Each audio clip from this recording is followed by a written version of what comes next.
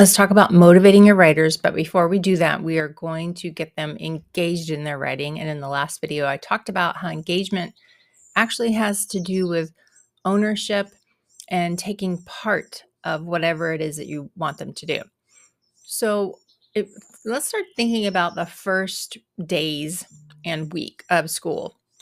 What can you do to set the tone so that they understand that the writing in your classroom is going to be a little different than perhaps things that they've seen in the past?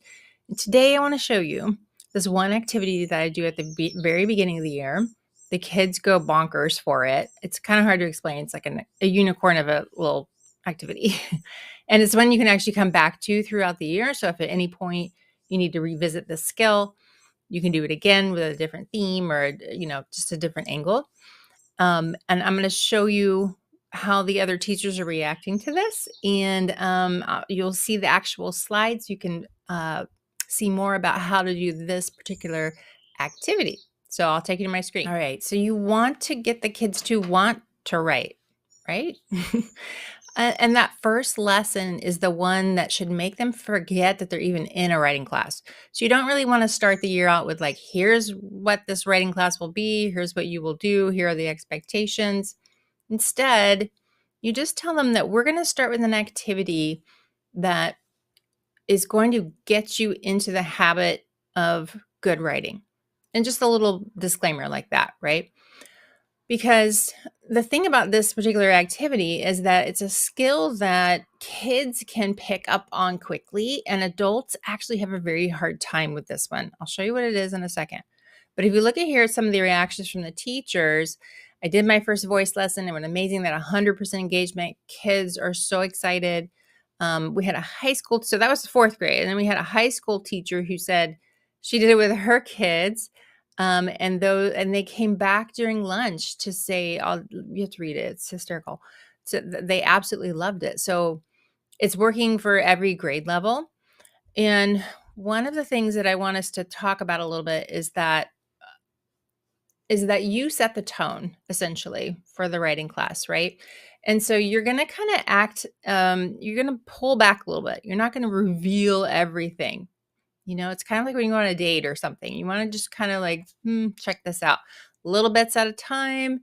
And the goal is that they don't even really realize they're writing it first. And you start to remove that fear of correctness, because you're not talking about all of that stuff. We're not going through, here are all the expectations, all the essays you're going to write this year and all the things you have to do, blah, blah, blah. We're just going to focus on expression, how to get words out in a way that is enjoyable for you. So here's what we do. We do voice. It's our first activity. It's this one lesson that changes everything. I can't explain it. I mean, I will explain it, but it's crazy cool. Let me just take you on a field trip. Are you ready? Let's go over to this voice lesson. I'm going to show you some of the slides, not all of them, but basically it guides them through what voice is and like some definitions of it and how to do this. Now, as I said, let me scroll down here to this. Here's some specifics of a couple of things that they'll do. This is harder for adults. I don't really know why it is, but it's a skill that's hard to learn later. So it's sort of like the bell in the Polar Express. Like kids hear it and adults are like, what? It takes you a lot of time to learn this as you get older. You have habits that have formed. And so the reason why the kids love this so much is because this comes out naturally for them and easily. So they look through, find examples, and then they start this activity. And it takes them through a series of steps. And they're first starting to brainstorm. They're putting down a couple of objects.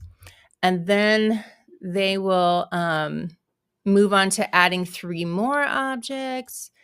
And then they're going to take a walk around the room in just a minute here. And they're going to look for some more. But on this one, they have to stay silent. So they're doing a silent walk. And so imagine them with a clipboard or whatever. And they're walking around the room and they are looking for the most obscure object they can find. So they're looking for something that nobody else would notice when they walk into that room. So it's got to be really like something stuck under something or peeking out or turned upside down or something weird. That's really basically what you end up getting. And then they add 5 to their list. So they start to see the power of brainstorming, because when they get to their final one, it's so hard for the others to figure it out. Let me hop back here. So they end up going through all of this. They're circling the one that they want to do some writing about. They're going to write a diary entry for their object. But first, I give them an example one. So it's a diary entry of a book that was flipped upside down, who's having personal issues with the dictionary. And then they go through and they highlight the precise details, the emotional reactions. And from there, they start to write their diary entry. But the whole goal of this is for them to keep the identity of their object secret. There's a reason why I do this.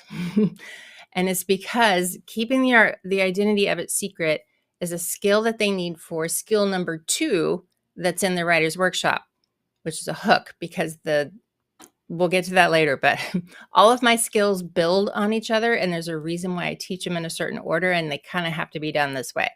So they get used to writing about something in which they keep it a secret. Super important for when we do hooks.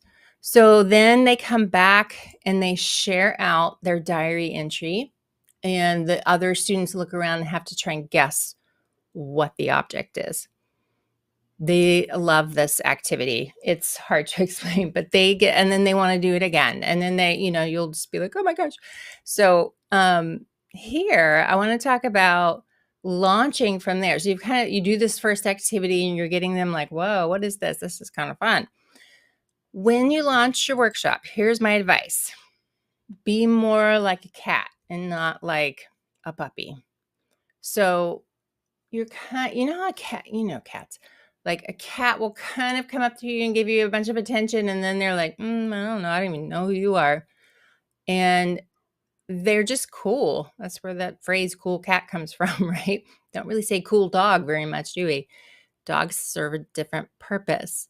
So being a cat in this situation where you are in total control of what this program is, how it's all going to unfold. And if you just kind of follow me along here, you'll trust the process and you'll see how it all builds on each other.